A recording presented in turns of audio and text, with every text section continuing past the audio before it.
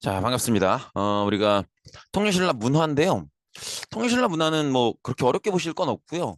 기본적으로는 요 흐름으로 보시면 돼요.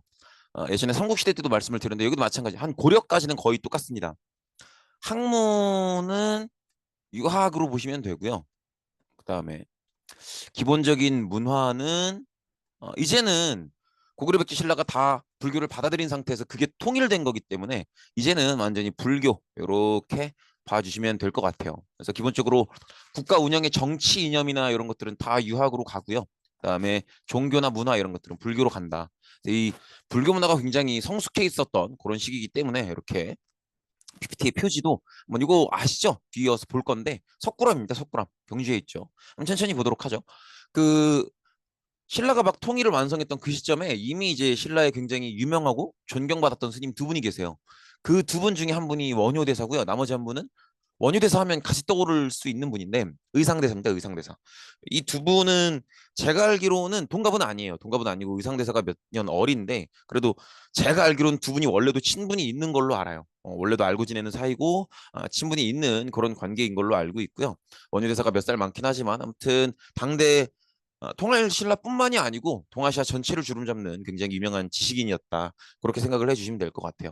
어, 원효대사 하면 여러분들이 아마 가장 먼저 떠올리는 건 해골물일 것 같아요. 그죠? 원효대사 해골물. 노래에도 나오잖아요. 뭐, 멜로디는 생각이 안 나는데 원효대사 해골물 뭐 그러나 하여튼 해골물이 가장 먼저 생각이 나실 텐데 그 이 정확한 이야기를 아시는 분들도 있고 모르시는 분들도 계시겠지만 원효대사랑 의상대사가 젊었던 시절에 이제 불법을 공부하기 위해서 부처님 말씀을 공부하기 위해서 이제 당나라로 가려고 하는 거예요. 근데 이제 길이 멀잖아요. 하루 만에 갈 수 있는 길이 아니니까 뭐 지금은 비행기 타고 가면 되지만 그럴 수 있는 길이 아니니까 이제 며칠 묵어야겠죠. 근데 이제 마땅히 묵을 곳이 없었던 때가 있었던 거죠. 그래서 묵을 곳을 찾다가 정 없어서 근데 아마 이제 당연히 그런 시점이 올 수밖에 없을 거예요. 막 산 넘고 물 건너 가야 되니까.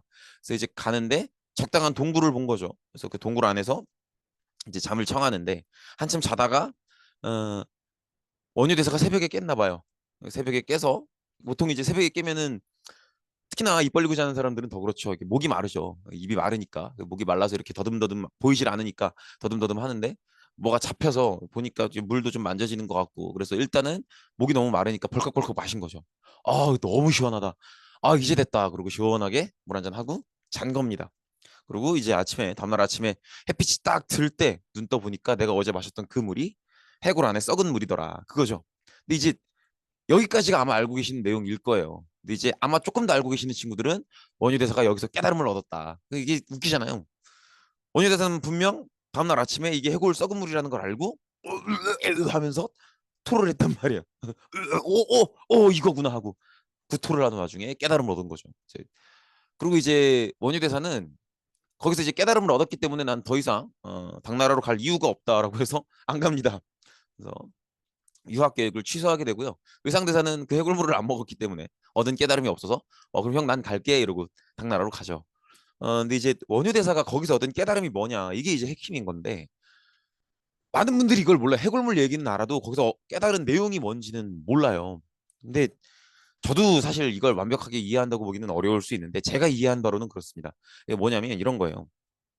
가만 생각해 보면 사실은 요 정도 말씀만 드려도 하는 친구들이 있을 거예요. 해골물은 변한 게 없죠. 그죠? 지난 새벽에나 아침에나 해골물은 그냥 썩어 있는 해골물이에요. 그죠? 근데 변한 건 뭐예요? 원효대사죠. 그죠? 그렇게 내가 목이 마르고 물이 간절했을 때는 그리고 내가 그걸 보지 못했을 때는 이 원효대사의 그 새벽의 그 물은 너무나도 시원하고 나의 어떤 갈증을 달래주는 감사한 물이었죠. 그런데 아침에 눈 뜨고 나서 이게 이 빛을 받아서 이게 썩은 물이다라는 걸 볼 수 있게 되고 나니까 내가 그걸 알게 되고 나니까 내 마음이 변한 거죠. 이게 너무 역겹고 더럽고 냄새나고 그죠? 그런 게 느껴지는 거죠. 그러니까 이제 사실은 대상은 그대로 있는데 대상을 인식하는 내가 변하는 거예요. 그러니까 이 얘기는 반대로 얘기하면 세상에 지금 객관적으로 있는 그 대상들이 어떤 식으로 존재하고가 중요한 게 아니라 그걸 내가 어떻게 받아들이느냐의 문제라는 거죠. 이해되시겠죠? 원효대사는 거기서 그걸 깨달은 거예요. 그래서 원효대사가 이때 무슨 얘기를 하냐면 세상은 나의 마음 안에 있다 이런 얘기를 해요. 나의 바깥의 세상이 어떤 형태로 존재하고가 중요한 게 아니고 그걸 내가 어떻게 받아들이느냐 하는 게 중요한 거죠.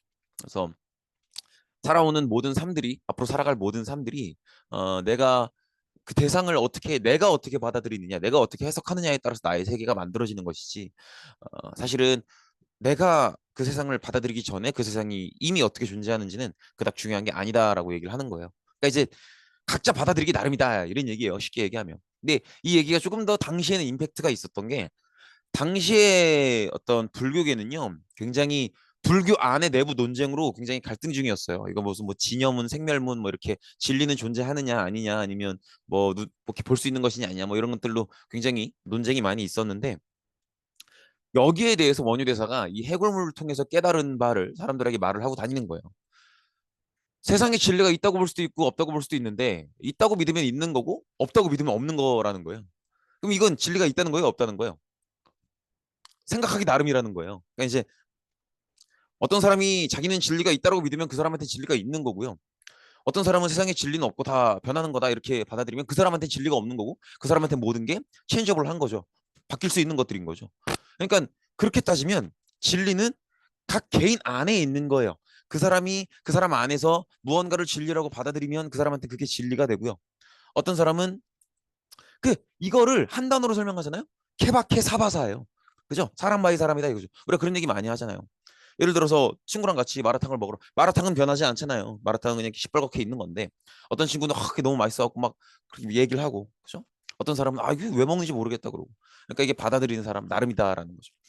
이게 당시로서는 이 근본적으로 불교계에서 논쟁이 있어 왔던 그 이유 자체를 없애버렸어요. 논쟁이 있을 이유가 사라져버린 거예요. 세상에 진리란 존재하느냐 마느냐를 가지고 한참 수많은 사람들이 논쟁을 해봤는데 원효가 딱 나타나서 너 있다고 생각해? 너한테 있는 거지. 네가 볼 때 없는 것 같아? 너한테도 없는 거야. 그러면 더 이상 싸울 이유가 없죠. 그 얘기예요, 결국은. 결국은 그 얘기고 이게 조금 더 연장돼서 불교를 믿고 싶어 하지만 불교의 논리 체계에 대해서 아직 깊이 있는 이해가 있지는 않은 일반 백성들 그런 사람들한테도 이런 식으로 설명을 하게 돼요. 아니 불교의 진리라고 하는 게 여러분들 대단하게 이렇게 뭐 어렵고 깊이 있고 그런 게 아닙니다. 그냥 여러분들이 받아들이시기 나름이에요. 여러분들께서 나는 뭔가 이 부처님과 어떤 부처님을 마주하고 어떤 수양을 드릴 때 내가 마음의 편안함을 느낀다. 그러면 이미 깨달음을 얻으신 겁니다. 그렇죠? 그래서 다 마음 안에 있다라는 거예요. 그러니까는 이미 진리는 내 마음 안에 있는 거기 때문에 사실은 그 전에 불교는 불경을 읽어야만이 얻을 수 있다고 생각을 했어요. 그 깨달음을. 왜냐면 불경이라고 하는 건 불교의 경전이죠. 그러니까 이제 이미 깨달음을 얻으신 분들이 어떤 과정을 통해서 깨달음을 얻으셨는지 그리고 또 그분들이 깨달음을 얻으신 뒤에 하신 말씀들 그런 것들을 적은 게 불경이거든요. 그러니까 이제 이미 깨달음을 얻으신 분들이 하신 말씀이니까 이걸 잘 들어야 나도 깨달을 수 있다고 생각을 하는 거죠. 이미 서울대 간 친구가 학원 강사에서 막 인기 많고 하듯이. 그죠? 근데 그런 건데 이제 원효 대사가 하는 얘기는 이미 깨달음을 얻었다고 하는 사람들 사실은 불경이 백성들한테 굉장히 어렵게 다가갈 수밖에 없거든요. 다 한자로 써 있고 더구나 그 한자로 써 있는 불경 책들도 인도어로 써져 있는 산스크리트어로 써져 있는 책을 번역한 거란 말이에요. 그냥 한자어도 아니고. 그러니까 얼마나 어렵겠어요. 그러니까 백성들 입장에서는 불교 경전을 읽는다는 건 꿈도 못 꿀 일이에요. 책이 비싸서도 있지만 기본적으로 내용을 알 수가 없어요. 여러분들 이슬람 책 읽으라면 읽겠어요? 뭐 내용이 싫고 좋고를 떠나서 모르잖아요.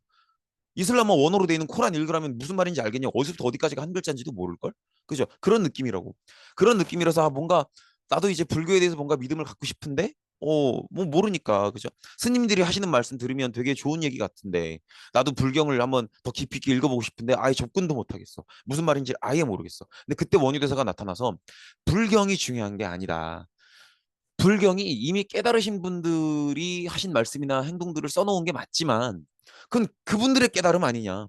너는 너의 깨달음이 있을 것이다. 그러니까 굳이 불경에 목매지 말고 너가 너의 삶을 돌아보고 너가 너의 시각으로 고민해보고 이러면 너에게도 너 나름의 깨달음이 올 거다. 이런 얘기를 하는 거예요. 이해되시겠죠? 그러면 사람들이 들을 때는 훨씬 더 반갑죠. 저 불경 보면 너무 어려웠는데 무슨 말인지 하나도 모르겠고 무슨 글자인지도 모르겠던데 또 원효대사께서는 그렇게 유명하시고 당대의 지식인이라는 분이 나한테 얘기하기를 불경 그거 어렵지 않냐 읽을 필요 없다. 불경 그거 읽을 필요 없고 네가 살아온 삶이 있지 않냐 네가 지켜본 것들이 있고 네가 너의 삶을 다시 고민해보고 네 주변 사람들의 삶을 다시 한번 생각해보고 그러면 깨달음이 오는 거다 이렇게 얘기를 하니까 그렇구나 그죠? 너무 좋게 받아들이게 되죠. 그러면서 많은 사람들이 이 많은 백성들이 원효의 말을 받아들였단 말이에요. 그게 이제 대중화를 얘기하는 거예요. 그래서 조금 어려운 말로는 정토종 뭐 이렇게 얘기하는데 거기까지 갈 건 없고 아무튼 사람들이 불교를 쉽게 받아들이게 했고 더 이상 어떤 논쟁이나 싸울 이유를 이제 없애버렸다 이렇게 보시면 돼요. 싸울 이유를 없애버리는 건 조화죠, 조화. 그죠? 너는 진리가 있다고 생각해? 너한테는 진리가 있는 거지. 넌 진리가 없다고 생각해? 너한테는 없는 거지. 그럼 이 둘이 싸울 이유가 없으니까 다 같이 잘 지낼 수 있는 거예요. 너는 그렇구나 하고 넘어가면 되는 일이니까요. 그 이것도 이제 영상 강의니까 시간 제한을 안 받아서 하는 얘기인데 제가 이제 저기 동아리를 이시탐구 동아리를 할 때 토론 동아리거든요. 토론 동아리인데 토론을 안 해요. 토론을 별로 안 하고 그냥 어떤 주제를 던져놔 놓고 그 주제에 대해서 사전 조사들을 하게 한 다음에 사전 조사를 끝내고 나면은 각자 자기 의견들을 얘기하게 해요. 근데 그 의견을 받아보면은 뭐 찬성도 한 절반 나오고 반대도 한 절반 나오는데 그럼 그렇게 하고 그냥 수업을 끝내요. 왜냐면은 그만 굳이 싸울 필요가 없어요. 네 말이 맞니 내 말이 맞니 뭐 어느 정도 약간의 논쟁이 오고 갈 때도 있는데 결론을 안 내요. 결론을 그냥 너 그래? 나는 그래. 그리고 끝이에요. 그러니까 이제 싸울 이유가 없는 거죠. 싸울 이유가 없다라는 건 같이 잘 지낼 수 있는 거고 조화를 얘기하는 거죠. 조화를. 그래서 이제 그런 부분들을 얘기했던 거고 이게 원효입니다. 그래서 쉽게 보시면 각자 개인 차이를 인정하고 이제 개인이 해석하는 게 더 중요하다라는 걸 얘기해서 어떤 조화를 강조한 거고요. 그다음에 일반인들이 불경을 읽을 수 없는 일반인들이 조금 더 이 불교를 쉽게 받아들일 수 있게 깨달음이라는 관념을 쉽게 받아들일 수 있게 해서 대중화했다. 그 정도로 생각을 해주시면 되겠습니다. 근데 이제 왜 제가 원효 얘기를 길게 했냐면 원효 대사의 등장으로 인해서 동아시아 불교는 인도 불교에서 독립하게 돼요. 그러니까 완전히 독립했다라기보다는 그동안은 인도 불교를 따라가기만 했다가 이제 어떤 독자적인 어떤 철학 세계를 세울 수 있게 된 거죠. 너네 인도 불교 그래? 우리 동아시아는 이래. 이게 된 거예요. 그래서 그렇게 조금 더 한 차원 더 끌어올렸다. 이렇게 봐주시면 좋을 것 같습니다. 지금도 한국 불교 전체는 기본적으로 원효를 되게 종주로 삼아요. 원효를 우리 독자적 불교 철학의 뿌리로 삼습니다. 그래서 굉장히 좀 수업 시간에 시간이 없어서 간단하게 얘기한 느낌이 좀 있지만 굉장히 좀 중요하게 받아들일 수 있는 스님이죠. 그다음에 그 몇 살 동생이자 당대 또 유명한 지식인이었던 의상대사인데요. 의상대사는 이런 걸 얘기를 해요. 일찍 다 다지길 그래서 무슨 얘기냐면 모든 존재는 하나 안에 있는 것이요. 또 아주 작은 하나라도 그 안에 모든 것이 있다. 봐봐요. 이게 되게 신기한 얘기야. 잘 생각해 보세요. 이거 과학적인 얘기야. 과학 시간에 들어본 얘기일 거예요. 봐봐. 모든 존재는 다 분자로 이루어져 있죠. 분자의 연결 아니야. 그죠? 그리고 분자는 또 원자로 이루어져 있죠. 그래서 여러분들 원자 주기율표 외우잖아요. 수소, 산소 뭐 이렇게 뭐 AL은 알루미늄이고 뭐 AU는 금이고 뭐 그런 거 외우잖아요. 그죠? 뭐 또 뭐 있냐? 뭐 CL은 염소고 뭐 이런 거 하잖아요. 그런 식으로. 그리고 근데 그 또 원소도 쪼개 보면은 원자 핵과 전자로 이루어져 있잖아요. 다 똑같잖아요. 그러니까 이제 이 작은 게 세상 모든 것들을 이루는 거잖아요. 서로 다 달라 보이고 이건 색깔이 파랗고 이건 뭐 어떻고 이건 어디다 쓰는 거고 모든 게 다 눈으로 볼 땐 달라 보이지만 그 안에는 결국 몇 가지 분자 그리고 몇 가지 원자로 이루어져 있는 거고 원자가 원자 핵과 전자로 이루어져 있는 건 똑같단 말이에요. 그러니까 아주 작은 것 안에 세상이 담겨 있는 것인데 또 사실은 더 넓게 보면은 다 지구라는 혹은 태양계라는 혹은 우주라는 거대한 것 안에 들어가 있는 거죠. 더 멀리 떨어져서 우주 멀리에서 보면은 그 모든 것들이 작은 점 안에 들어가 있는 지구라는 작은 점 안에 들어가 있고 태양계라는 작은 점 안에 들어가 있는 거죠. 사실은 이 제 생각에는 그래요. 이 의상대사의 말씀을 가장 선명하게 해석한 게 이거예요, 이거. 이게 뭐냐면은 저는 그렇게 생각해요. 의상대사의 이 철학을 가장 선명하게 설명한 건 미국의 나사예요. 미국의 나사. 미 항공우주국. 이제 몇 톤지 기억 안 나는데 보이저 몇 호예요. 근데 이제 그 우주 관측 위성이라고 볼 수 없죠. 우주를 관측하기 위해서 쏘아 올린 천체 발사물인데 저게 제가 알기로는 보이저 14호인가 하여튼 인류가 쏘아 올린 우주 발사물 중에서 가장 멀리 간 거예요. 태양계를 벗어날 만큼 멀리 갔단 말이에요. 그래서 태양계를 벗어난 상태에서 자기 몸을 반으로 돌려서 자기가 출발한 곳을 바라보면서 찍은 사진이 이거예요. 저 사진 제목이 뭐냐면 창백한 푸른 점이에요. 푸른 점. 그죠? 지금 딱 보면 뭔지 아시겠죠? 요거예요, 요거. 얼마나 작습니까? 그죠? 저 작은 거 안으로 쭉 파고 들어가면 뭐가 있는 거예요? 지구가 있겠죠. 지구는 육지와 바다로 갈라져 있겠죠. 또 육지는 몇 개의 대륙으로 갈라져 있을 거고요. 몇 개의 대륙은 몇십 개의 나라들로 갈라져 있을 거고요. 그 나라 안에는 뭐 흑인종, 백인종, 황인종 사람들이 있을 거고요. 또 지역으로 나눠질 거고요. 그 사람들이 또 정치적으로 막 보수와 진보로 나뉠 거고요. 또 어떤 사람은 나이가 많은 사람, 나이가 젊은 사람, 어린 사람 나눠질 거고요. 또 어떤 사람은 부유한 사람, 가난한 사람, 자기들끼리 치고받고 막 네가 이러면 내가 힘들지 않느냐, 뭐 이건 나에 대한 모욕이다, 민폐다, 막 지랄하고 싸울 거 아니에요. 근데 그거를 한 걸음 떨어져서 두 걸음 떨어져서 보면 얼마나 부질없는 짓거리입니까?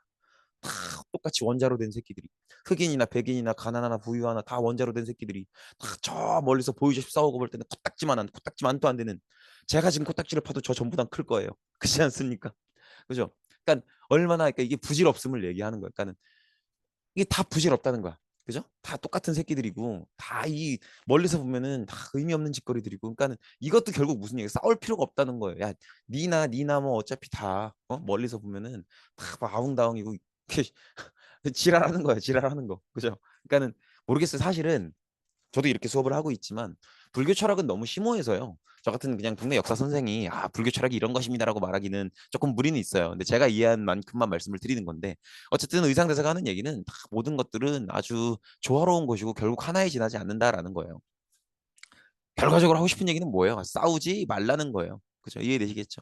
그다음에 이제 당나라로 갔었잖아요. 당나라에서 화엄종이라는 종파를, 불교 안에 새로운 종파를 배워서 그걸 이제 통일신라로 갖고 들어옵니다. 그래서 이렇고요.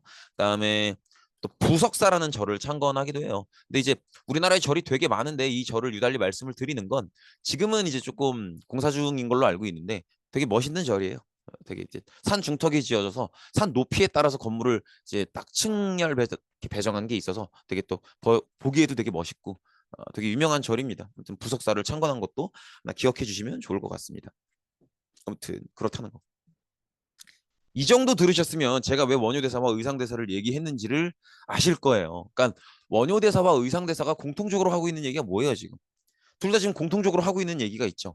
둘 다 조화를 공통적으로 얘기하고 있죠.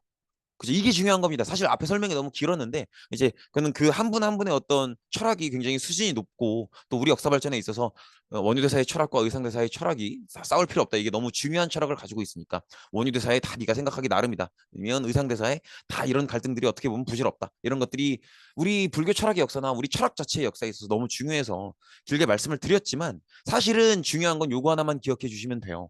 원효대사, 의상대사 둘 다 공통적으로 얘기한 건 조화거든요. 조화. 이게 왜 조화를 얘기했느냐 이거예요. 원효대사와 의상대사 두 분 다 사실은 신라가 통일되기 전에 태어나셔서 통일되니 많이 하는 그 혼란한 시점에 청춘을 보내시고, 그리고 이제 통일된 이후에 이제 장년층을 나이를 살아가면서 이제 존경도 받고 그랬던 분들인데, 그러니까 당대 신라가 통일되고 얼마 안 된 시점에서의 지식인들이에요. 근데 항상 그렇죠. 모든 시대에, 인류 문화 역사의 모든 시대의 각 시대의 지식인들은 그 시대의 시대가 요구하는 가치들을 이야기해요. 이해되시겠죠? 그 시대가 요구하는 가치들을 얘기한단 말이야. 그러면 통일신라 시대가 요구하는 가치는 뭐겠어요? 지난 수백 년 동안 고구려, 백제, 신라 서로 다른 나라로 알고 지내왔는데 이제는 신라가 통일을 했단 말이에요. 그래서 이제는 그렇게 수백 년 동안 서로 다른 나라로 분열돼서 지내던 사람들이 통일신라라고 하는 한 지붕 안에서 한 나라의 사람으로 함께 지내야 돼요. 한 지붕 아래 살아야 돼. 그러면 그 상황에서 가장 중요한 가치, 가장 사람들에게 말해야 되는 가치는 뭐겠어요? 조화죠, 조화. 이 조화라는, 서로 수백 년 동안 다른 나라로 살고 있던 사람들이 이제 한데 어울려 지내야 되기 때문에 필요한 이 가치, 조화라는 가치를 당대의 존경받는 지식인들이 설명하고 얘기해 주는 거예요. 당대의 선생님이 돼서. 그러니까 쉽게 얘기하면은, 예를 들어서 어떤 학교에 전입생이 되게 많이 왔어. 그러면 담임 선생님이 뭐라 그러겠어요? 조화롭게 지내야 돼. 아니면 그러니까 잘 지내야 돼. 싸우지 말고, 이 얘기 할 거 아니에요. 그게 그 얘기입니다. 잘 지내야 돼. 싸우지 말고. 담임 선생님이 이렇게 얘기하듯이 원효대사와 의상대사가 통일신라의 담임 선생님이 돼서 싸우지 마시라. 조화롭게 지낼 수 있다. 그러니까 신라인들한테도 그렇게 얘기하는 거죠. 백제나 고구려 출신 사람들이 조금 문화나 스타일 이런 게 다를 수 있는데 그건 그 사람의 세계고 우리는 우리의 세계가 있지 않느냐. 싸울 필요는 없다. 그죠? 그리고 사실은 우리가 몇백 년 동안 갈등하고 경쟁하고 해왔던 것들이 멀리서 보면은 다 부질없고 뭐 그렇게 그런 거니까 거기에 대해서 막 적개심 갖고 그러지 말아달라. 조화롭게 지낼 수 있다 이런 얘기를 하는 거죠. 그래서 시대가 필요한 가치였었다. 이렇게 생각해 주시면 될 것 같고요. 아까 얘기했던 것처럼 이 두 분의 활동으로 통일신라의 불교 철학은 당연한 거고요. 우리 민족 전체의 어떤 불교 철학이 한 단계 올라갔다 이렇게 볼 수 있겠습니다. 그다음에 선종이 유행하는데, 사실은 선종은 요 원유대사 의상대사의 역할이 많이 컸어요. 특히나 원유대사의 역할이 컸는데, 선종을 설명하자면 이렇게 얘기할 수 있어요. 참선과 수행을 통해서 깨달음을 중시한다. 사실은 불교를 믿는 것의 목적은요. 불교를 믿는 것은 수행에 있거든요. 깨달음을 얻는 데 있어요. 그러니까 많은 분들이 오해하시는 게, 불교를 믿는다는 게 부처님께 기도드려서 내가 원하는 걸 얻어내겠다는 게 아니에요. 부처님은 그런 사람, 그런 얘기를 들어주는 사람들이 아니에요. 그러니까 부처님께 기도드리는 목적은 나도 그대처럼 깨달음을 얻을 수 있으리인 거지. 뭐 진짜 그거는 잘못된 방향이에요. 내가 뭔가 뭐 이번에 뭐가 잘 되게 해주세요. 뭐 저번에 뭐가 잘 되게 해주세요. 뭐 이거 지금 제가 되게 노력하고 있으니까 이걸 얻을 수 있게 해주세요. 성공하게 해주세요. 그런 걸 믿는, 그러니까 완전히 잘못된 건데 사실은 너무 몇천 년 이상 이어져 왔던 전통이기 때문에 뭐라고 할 수도 없죠. 이제 그런 걸 구복신앙이라고 해요. 내가 복을 구하는, 복을 원하는 걸 구복신앙이라고 하는데, 그러니까 이제 불교가 기존에 있었던 민간 종교 어떤 토속적인 신앙을 받아들이다 보니까 이제 사람들이 불교를 통해서 어떤 자신의 복을 빌고, 이게 이제 너무 오랫동안 전통화된 건데, 근본적인 불교 철학은 그런 건 아닙니다. 근본적인 불교 철학은 내가 이 삶 전체, 이 세계 전체의 깨달음을 얻어 나가는 과정이에요. 근데 이제 문제는 깨달음을 얻는 과정이에요. 깨달음을 얻는 방법인데, 불교는 크게 이렇게 이루어져 있어요. 어떻게 깨달음을 얻는가, 이 방법에 있어서, 이 깨달음을 얻는 방법에 있어서 크게 교종적 방법이 있고요. 교종이 있고요. 선종적 방법이 있어요. 교종은 굉장히 학문적이에요. 책을 중시하는 거예요. 왜냐하면 책, 즉 불경이죠. 이 불경 안에 부처님께서 어떻게 깨달으셨는지, 그리고 깨달은 뒤에 어떤 말씀을 하셨는지가 잘 적혀 있기 때문에 그걸 잘 보고 외우고 이해하고 해야, 그 부처님 말씀이 적혀 있는 그 책을 잘 보고 이해하고 외우고 해야 내가 깨달음을 얻을 수 있다고 보는 거예요. 이해되시겠죠? 그런데 선종은 달라요. 선종은 깨달음은 결국, 그러니까 원효적인 마인드예요. 선종은 깨달음은 결국 그 깨달음의 주체가 나잖아요. 그러니까 내가 어떤 생각을 하느냐에 따라서 나에게 깨달음이 온다라는 거죠. 그래서 선종은, 저는 이렇게 이해했습니다. 사실은 저는 그렇거든요. 제가 만약에 뭔가 누구 때문에든 뭐 상황 때문에든 어떤 사람 때문에든 기분이 되게 안 좋잖아요. 그러면 저는 어떻게 하냐면 나가요. 나가서 걸어요. 진짜 진짜 엄청 느리게 걷거든요. 진짜 거북이보다 느리게 걸어요. 그러니까 어딜 가고자 하는 게 아니야. 그냥 걷는 게 목적이에요. 천천히 걸으면서, 욕해서 죄송한데 기분이 안 좋은 상황이다 보니까 뭐라고 얘기하냐면 막 그래요. 처음에 혼잣말로 씨발 새끼 나한테 지랄이야. 진짜 죽여버릴까 보다. 씨발 나는 안 빡쳐? 족같이 하고 있네 진짜. 막 이래요. 막 욕을 막 쏟아내. 그렇게 한 30분 걸어요. 막 개새끼 진짜 내 씨발 만나서 뒤통수 깔 거니까 개 씹새끼 막 이러면서 욕을 해요. 막 욕을 하다가 거기서 한 30분 더 걷잖아요. 그럼 무슨 생각이 드냐면, 아 근데 걔도 솔직히 빡치긴 했을 거야. 아 솔직히 나라도 걔 입장이면 개빡치지, 이런 생각이 들어요. 거기서 한 1시간 더 걷잖아요. 그러면은 내가 거기서 그렇게 하면 안 됐어. 내가 그 말에서 빡쳤나 보다. 그래, 내가 거기서 표정을 그렇게 했으니까 걔도 빡이 치지. 그래, 내가 그 말을 한 게 그게 걔를 빡치게 했구만. 이런 생각이 들어요. 거기서 한 30분 더 걷잖아요. 그래, 내가 거기서 그렇게 하면 안 됐는데. 걔도 그 정도 감정은 아니었을 건데 내가 괜히 거기서 그렇게 말 표정을 그렇게 해가지고 조금 그렇다. 그러지 말아야지 다음에는. 이런 생각이 들어요. 뭔 말인지 아시겠죠? 그러니까 한 2시간 걸으면서 뭐의 생각에 변화가 온 거예요. 그러면은 저는 내 나름의, 이게 불교적인 건 아니지만 내 나름의 깨달음이 있었잖아. 처음에는 막 쌍욕을 하면서 걸었다고. 이 개새끼 막 죽여버릴 거라고 그러고 걸었다고요. 근데 한 1시간, 1시간 반 걸으면서 걔가 왜 빡이 쳤는지, 내가 걔 마음을 100% 이해한다는 게 아니라 그래도 대충 생각을 하게 되잖아요. 걔 입장에 서서. 그게 완전 걔를 100% 이해한 건지는 모르겠지만 내 나름에서는 걔 입장을 생각해 보게 된 거잖아요. 그죠?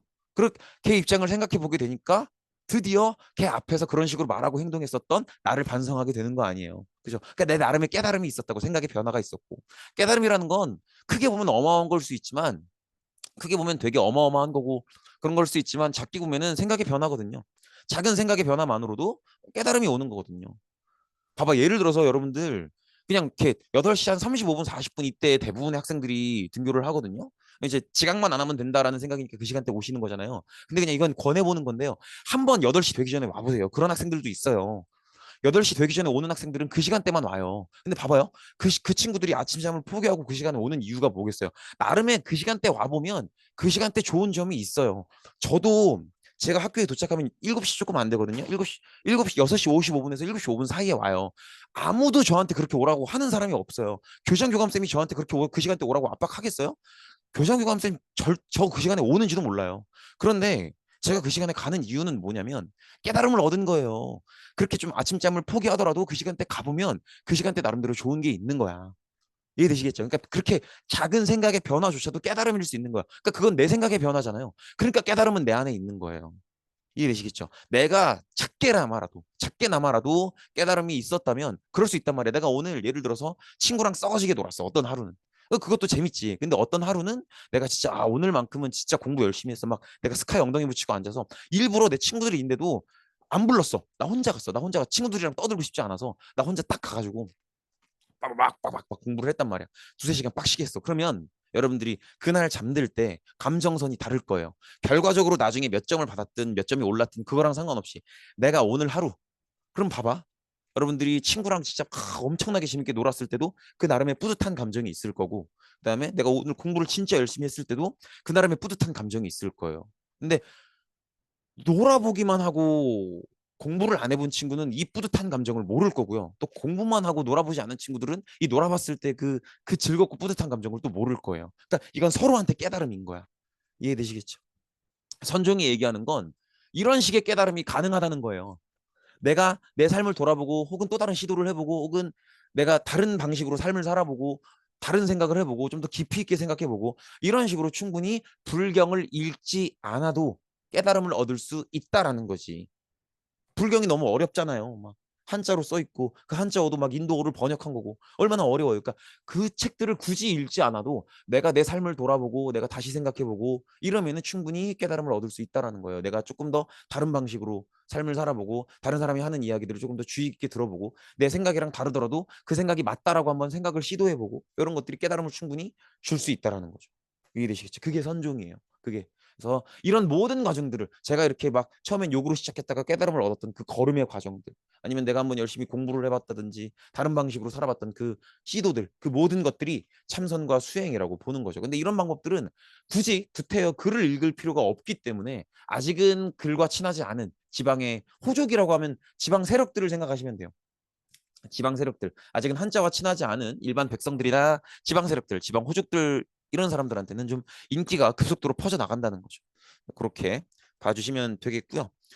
그다음에 정치 이념으로는 역시 유학을 받아들이게 됩니다. 그래서 신문왕 때 그전에는 신라의 어떤 학교 교육 체계가 잘 보이지 않다가 신문왕 때 국학을 설치하게 되는데 저 국학의 역할은 아마 국학 딱 얘기 들으시면 그거랑 비슷한 건가 하고 떠오르시는 게 있을 거예요. 맞습니다. 그거 맞아요. 그 뭐겠어요? 고구려 소수리망의 태학. 그래서 고구려 소수리망에 설치했던 태학처럼 대학 수준으로 높은 수준에서 유학을 가르치는 교육기관이 국학입니다. 그렇고요. 그다음에 원성왕 때는요. 좀 뒤이어서 나오는 왕인데 원성왕 때는 시험 제도를 도입해 봅니다. 가르쳤으면 시험도 봐야죠. 그게 바로 독서 3품과예요. 단어를 어렵게 보실 게 없고요. 독서, reading a book, 그죠? 책을 읽는 건데 그 그 책이 이제 유교 경전인 거죠. 시경, 서경, 역경, 얘기 친추하는. 그래서 3품은 뭐예요? 3클래스예요. 3클래스. 그죠? 하이 클래스, 미들 클래스, 로우 클래스. 그죠? 그래서 상품, 중품, 하품 이렇게 나눴다는 거예요. 그래서 이제 유교 경전을 열심히 읽고 배우고 공부했으니까 그걸 시험을 봐서 이제 잘 봤으면 상품, 적당히 봤으면 중품, 그다음에 이게 너무 못 봤다, 다시 공부해야 된다 그러면 하품인데 요 성적을 이제 관직을 줄 때 반영을 하겠다는 거예요. 그래서 조금 더 상품이면은 뭐 이렇게 제일 막내관등이 17관등이잖아요. 그러니까 이런 식인 거지. 상품이면은 너는 16관등에서 시작하고 하품이면은 넌 다시 공부하고 솔직히 중품이면은 그래 너는 합격 통과했으니까 17 맨 마지막에서 시작하고 뭐 이런 식이에요. 그래서 관직을 줄 때 반영하겠다는 건데 이 얘기를 들으시면 이게 잘 되려나 하는 생각이 들으실 거예요. 왜냐면 신라에는 이미 뭐가 있으니까 골품제가 있으니까요. 그래서 사실은 독서상품과의 운영은 골품제 때문에 많이 막히고요. 특히나 골품제의 가장 높은 신분이 뭐예요? 진골이죠, 진골. 그래서 진골 귀족들이 많이 반발을 해서 잘 안 돼요. 그러니까 진골 귀족들 입장에서는 내 공부 실력과 관계없이 내가 진골로 태어났으니까 가장 높은 관직에 올라가는 건 내 권리처럼 느껴지는데 왠지 저게 방해하는 것 같은 거야. 올라갈 때 올라가더라도 저것 때문에 늦어지는 것 같고 내가 만약에 내가 진골인데 공부를 잘 못해서 시험을 잘 못 봤어. 그럼 내 승진이 괜히 늦어지는 것 같고 막 이런 느낌이 드는 거죠. 그래서 진골 귀족들이 많이 반발을 하고요. 그래서 이제 결국은 골품제 때문에 제대로 된 적용은 결국 실패하게 됩니다. 잠시만요. 이렇게 보시면 되겠고요. 그다음에 요 시기 때 뛰어난 인재들이 많이 나오는데 그 인재들이 대부분 육두품 출신이에요. 신분상 진골 바로 아래가 육두품이죠. 그러니까 육두품들은 진골만큼의 승진은 안 되죠. 될 수가 없어요. 아무리 공부를 열심히 하고 아무리 일을 열심히 하고 아무리 성실하고 아무리 많은 성과를 내도 일정 선 이상 승진은 안 돼요. 그리고 그 아래 5두품, 4두품은 더 승진이 안 되는데 5두품, 4두품은 아예 그냥 내려놨어. 그래서 그냥 살아요. 오히려 사두품 이하는 거의 일반 백성이랑 다를 게 없어져요. 오두품은 그래도 그냥 관직 생활한다. 높이 올라가진 못하지만 승진은 못하지만 관직 생활한다. 그거에 이제 프라이드를 갖고 있는 거고 육두품이 미치는 거예요. 육두품은 그래도 꽤 높은 관직까지 올라갈 수는 있는데 더 높이는 안 되는 거야. 꽤 높이까지는 되는데 더 높이는 안 돼. 왜? 진골이 아니니까. 그게 너무 열이 받는 거지. 그래서 육두품은 자기들이 귀족이라고 생각은 하지만 진골 귀족만큼은 아니니까 거기에 대한 일정한 분노가 있는 거예요. 그죠? 그래서 이제 이걸 해결하기 위해서 관직 승진 말고 다른 방향으로 나를 보여주려고 애를 많이 써요. 대표적으로 당나라로 간다든지, 당나라로 가서 거기서 뭔가 성과를 내려고 한다든지. 그러니까 이런 식이야. 우리나라보다도 이런 인도가 맞는데 우리 작년에 배운 적 있죠. 인도에 카스트제 있다고 신분제. 그 지금도 문화적으로 남아 있다 그랬죠. 그래서 인도의 낮은 카스트 신분인 사람들이 노력하는 게 뭐예요? 공부에 오히려 공부를 더 열심히 해. 그리고 유학 가버리는 거야. 어디로? 미국으로. 그래서 여러분들이 이렇게 미국 영화 보면은 막 컴퓨터쟁이들 있죠. 막 컴퓨터 겁나 잘하고 막 수학, 과학 이런 거 겁나 잘하고 막 이런 막 무슨 박사님들 막 닥터 누구누구 막 보면은 닥터 무슨 막 이렇게 막 박사님으로 나오고 이런 사람들 중에 한 40% 50%는 인도인으로 나와요. 왜냐면 걔들이 인도 안에서는 신분제의 한계가 있으니까 오히려 공부를 더 열심히 해. 더 열심히 해서 어떻게 하는 거예요? 그냥 미국으로 가버리는 거예요. 가서 거기서. 우리나라도 그런 식으로 통일신라 육두품들이 막 화딱지가 나니까 오히려 공부를 더 열심히 해서 당나라로 가버리는 거죠. 아니면 당나라로 안 가더라도 내가 관직상의 승진은 안 되지만 내가 내 똑똑함을 사람들에게 보여줘서 내가 똑똑한 사람으로 유명해진다든지 인지도를 얻는다든지 뭐 그런 식으로 다른 방법으로 성공을 하기 위해서 일부러 노력을 더 한다는 거죠. 그래서 그렇기 때문에 요 육두품들인데 그러니까 이 사람들은 요만큼의 승진이 안 된다라는 거, 요거 승진이 안 된다라는 이 한계점을 돌파하기 위해서 내가 승진은 안 되지만 내가 성공하는 방법이 관직 승진만 있는 게 아니지 않느냐 이거예요. 그래서 당나라로 진출하기도 하고 아니면 내가 정말 공부를 열심히 해서 아예 지식인으로 유명해지기도 하고 그런 모습인 거죠. 특히나 그래서 뭐 이제 강수처럼 외교 문서를 잘 쓴다든지 아니면 설총 이분 특이하게도 원효대사 아들이에요. 특이하죠. 원래 스님이 결혼을 하고 애를 낳으면 안 되잖아. 근데 원효대사는 아들이 있어요. 그 설총. 그러니까 원효대사는 파괴승이에요. 파괴승. 파괴승이 뭐냐면 깨트릴 파요. 계율, 규칙. 그래서 원래 불교 스님이 지켜야 되는 그런 계율을 깨신 분이기도 하죠. 아무튼 간에 원효대사의 아들이고요. 신문왕에게 화환계를 바쳐서 지었다고 하는데 화환계라고 하는 건 꽃 화자예요. 그러니까 이제 그 꽃들 중에서 만약에 꽃들이 뭐 이제 왕에게 이런저런 말들을 한다면 어느 꽃의 이야기를 가장 잘 들어야겠느냐 하면서 얘기하는 게 할미꽃의 이야기를 잘 들어야 된다. 왜냐면 할미꽃은 그닥 예쁘지도 않고 고개를 숙이고 있어서 꽃을 정면으로 보기도 힘들지만 가장 겸손하고 가장 솔직한 이야기를 해줄 거다. 따라서 그러니까 저에게는 이제 왕한테 그 여기서의 개는 일종의 조언 같은 거예요. 계몽 뭐 이런 거라고 보시면 돼요. 그래서 왕한테 듣기 싫은 얘기를 하는 신하더라도 정말 진실되고 정말 도움이 되는 얘기를 충성스러운 그런 얘기 들어보신 적 있을 거예요.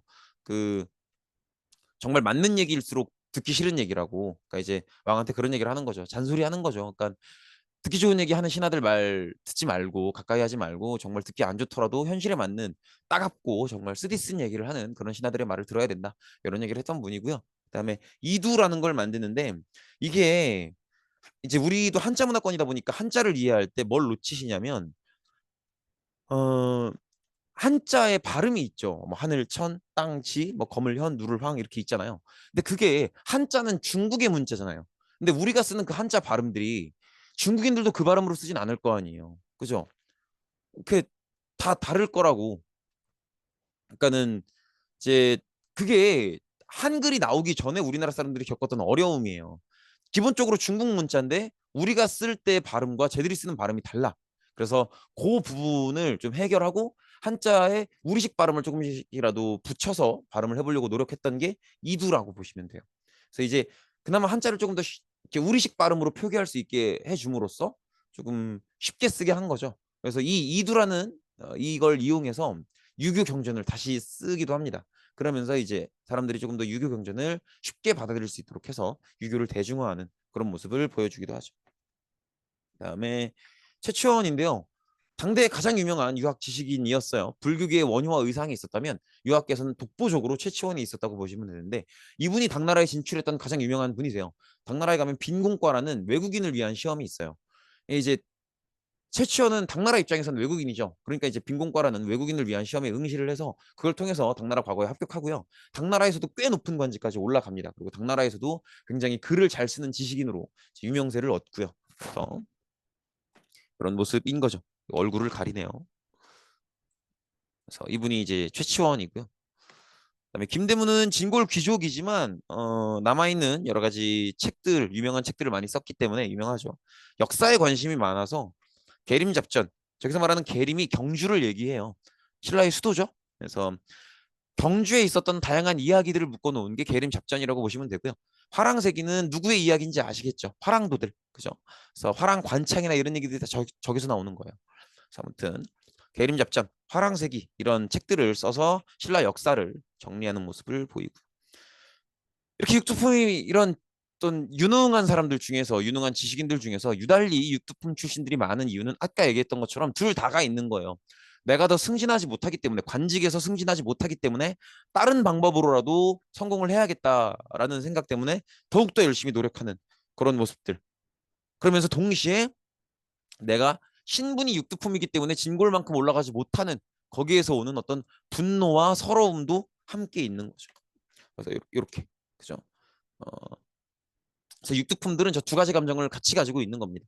그래서 다른 방법으로 성공하기 위해서 조금 더 열심히 노력하기 때문에 이때 이제 육두품에서 지식인이 많이 나오는 거기도 하고 그리고 전체적으로 전반적으로 육두품들이 진골만큼 승진할 수 없는 현실에 대해서 좀 분노하고 비판 의식이 있기도 했었다라는 거 같이 봐주시면 좋을 것 같습니다. 그다음에 이제 기본적인 예술 문화인데요. 어, 많은 사람들이 신라의 사찰로 알고 있는 불국사는 통일 이후입니다. 통일 이후 이 부분을 사람들이 잘 몰라요. 그냥 신라 사찰인 줄 알아. 근데 통일 이후예요. 통일 이후고 우리가 예전에 봤던 것 같은데 경덕왕 때 이제 왕권의 정점임을 보여주는 물론 요거를 이제 불국사를 세우려고 시도했던 건 왕은 아니고요. 김대문이라는 진골 귀족이에요. 근데 이제 전반적으로 저런 공사를 완성해낼 수 있었다는 것 자체가 왕권이 약하고서는 불가능하죠. 아무튼 그렇게 볼 수 있겠고요. 그다음에 석굴암 불국사 바로 뒤에 토함산이라는 산이 있어요. 그 함자가 안개 함자거든요. 안개를 토하는 산이다. 그래서 워낙 안개도 자주 끼고 그런 산이긴 한데 그 산 안에 들어가시면 산 중턱쯤에 정상치 안 가서 석굴암이라는 이런 암자가 있죠. 근데 이제 사실은 저렇게 바위에 굴을 파서 그 안에 부처님을 모시는 걸 석굴사원이라고 하는데 어, 우리가 작년에 봤었던 위신남북조 때 북쪽 북방민족의 국가들에서 많이 보였던 모습이죠. 뭐 이렇게 뭐 룽먼 석굴사원, 뭐 윈난 석굴사원 뭐 그런 것들인데 뭐 그런 룩먼 사원이나 윈난 사원이나 이런 사원들은 규모는 훨씬 크지만 어떤 조각품의 완성도나 이런 것들은 석굴암이 훨씬 높죠. 그래서 유네스코 세계문화유산으로도 지정된 그런 사원이죠. 멋있긴 하죠. 굉장히 완성도가 높죠. 특히나 이런 쐐기돌들이 굉장히 높은 완성도를 보여주고 있습니다. 그리고 각각 이렇게 부조됐다고 하죠. 이 벽면에 새겨져 있는 나찰상들이나 나한상들이라고 하죠. 그다음에 요 중간에 본尊불상도 그렇고요. 특히 요 뭐라고 하나요? 돔. 국내 전통 건축물 중에서 돔 형식을 저렇게 완성도 높게 구현한 경우는 저게 거의 유일합니다. 그리고 저 건물이 되게 신기한 게 되게 습도 유지가 굉장히 잘 돼요. 그래서 오히려 나중에 이제 현대 과학 기술로 습도 조절 장치를 넣었을 때 그 습도 조절 장치가 고장이 오히려 났었고 그 전에는 사실은 저렇게 이렇게 굴을 파서 만들면 이끼나 이런 게 끼기 쉽거든요. 습도 조절이 안 돼서. 근데 그 습도 저 아래 배수구가 다 있어요. 그래서 결로가 맺히면 그 결로가 떨어져서 물이 빠져나갈 수 있게끔 그런 습도 조절 장치도 굉장히 잘 돼 있는. 그러니까 사실은 저게 저렇게 있는 유지되는 게 말이 안 되는 거예요. 원래는 까맣게 이끼가 끼고 다 썩어 들어가야 돼요. 그 이끼의 뿌리들이 막 돌을 파고 들어가서 돌이 깨지고 막 그래야 된단 말이에요. 천 년이 넘게 지났기 때문에. 근데 습도 조절이 되기 때문에 유지가 되는 거거든요. 사실은 굉장히 수준 높은 과학 기술을 보여주는 거기도 하죠. 그렇고요. 그다음에 이렇게 불국사 안에 있는 석탑 두 개죠. 너무 유명하죠. 10원짜리 동전에 있는 지금은 이제 우리가 현금을 잘 안 쓰니까 뭐 잘 모르겠지만 저도 10원짜리 동전 본 지가 너무 오래된 것 같긴 해요. 아무튼 오른쪽에 타부탑이고요. 그다음에 왼쪽에는 석가탑 혹은 무영탑으로도 그림자가 없는 탑 이렇게 유명하기도 한데 불국사지 3층 석탑이 정식 명칭이고요. 탑을 보는 방법을 조금 말씀을 드리면 요게 이제 기단부입니다. 요게 기단부고 지단이 아니고요. 왜 이거 삐침이 이렇게 맨날 나오는지 모르겠네.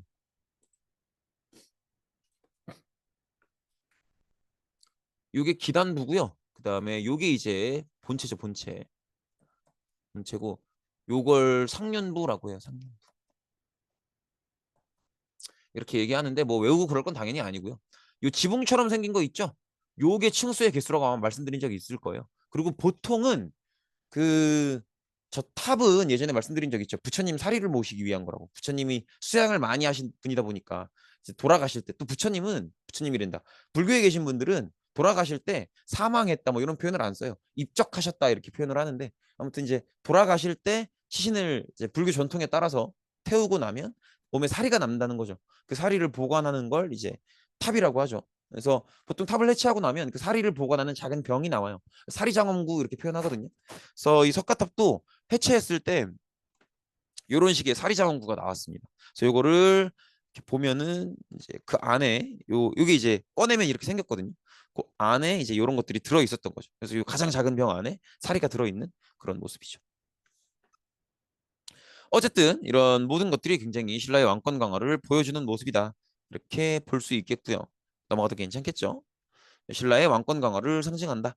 이렇게 보시면 되겠고, 그다음에 선종이 유행을 많이 했기 때문에 선종에서는요, 어, 꼭 굳이 부처가 되신 분이 아니라고 하더라도 그냥 이제 스님들의 일반적인 수양도 굉장히 존중을 하고 인정을 해요. 그래서 스님께서 돌아가셨는데 그 스님의 시신을 태우니까 사리가 나왔다. 그럼 그것도 보존을 하려고 합니다. 그래서 만든 게 승탑이에요, 승탑.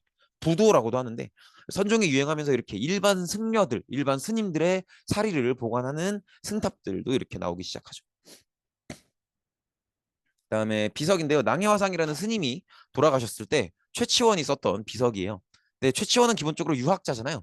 이게 이제 그 당시에 문화를 보여주는 건데, 음, 최치원은 유학자인데도 불구하고 저렇게 돌아가신 스님의 비문을 쓸 정도면 불교에 대한 이해가 깊었던 거잖아요. 반대로 저 당시에 되게 이름 있는 스님들도 유학에 대해서 되게 깊이 있는 이해를 보여줘요.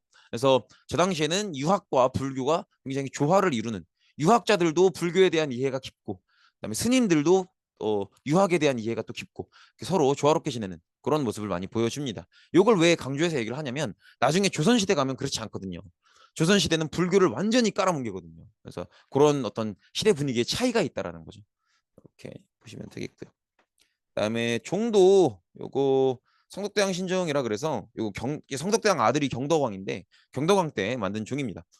이거 되게 감사한 게 사실은 저도 생각을 못 하고 있었어요. 근데 우리가 앞전에 통일신라 정치 배울 때 성덕왕 다음 배우는 게 경덕왕이었잖아요. 그래서 성덕왕 때 정전 지급하고 경덕왕 때 이제 노급 부활하는 거 배웠었는데 저도 그냥 넌지시 중간에 그래도 몇 명 왕이 있을 수 있지 않을까라고 생각을 했는데 느 친구가 질문을 줘서 다시 찾아보니까 성덕왕 바로 다음이 경덕왕이더라고요. 그래서 그때 이제 저도 알게 된 건데 그 경덕왕 때 이제 아버지를 기리면서 만든 종이고요. 우리한테는 이제 저 종소리의 완성을 위해서 어린 아이를 이제 철이 끓고 있는 그 용광로 안에 집어넣었다. 뭐 그런. 근데 이제 그 말도 안 되는 얘기고요. 근데 이제 그냥 왜냐면 저 종소리가 당시 사람들이 듣기에는 너무 애절하고 뭔가 슬프고 구슬프고 그렇게 들리니까 그런 소문이 났던 것 같아요. 근데 아무튼 이런 비브라토 현상이라고 하죠. 이렇게 왜 그 악기 같은 거 보면 특히나 기타 같은 거 이렇게 일부러 흔들잖아요. 소리가 이렇게 왜 노래 부를 때도 바이브레이션 넣죠. 그런 것처럼 소리에 좀 더 지루함을 덜고 화려함을 더 해주기 위해서 소리를 이렇게 떨죠. 그런 현상이 나오는 그런 유명한 종이기도 하고요. 그다음에 요 종의 규모가 엄청나게 크거든요. 몇 톤짜리 되는 철덩어리인데 저걸 이렇게 어떻게 이렇게 이게 끊이지 않고 이렇게 공중에 매달 수 있었는가 이것도 이제 굉장히 좀 의문이 되는 그런 모습이고요.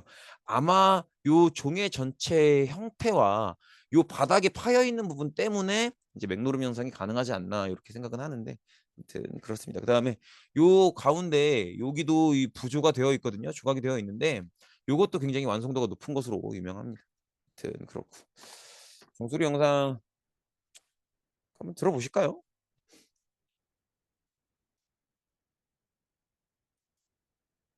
시간이 좀 걸리는데 넘어가죠. 시간이 너무 오래 걸리네요. 어, 안 넘어가지네요.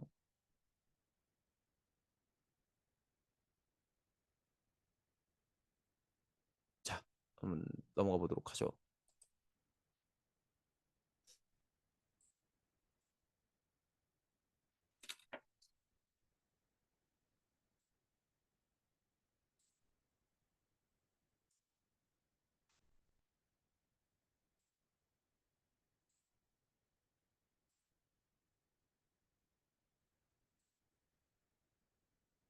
이게 지금 뭐 소리가 나가는 건지는 모르겠지만 소리가 안 나갈래나? 아무튼 뭐 그렇습니다. 소리가 안 나갔을 것 같기도 한데.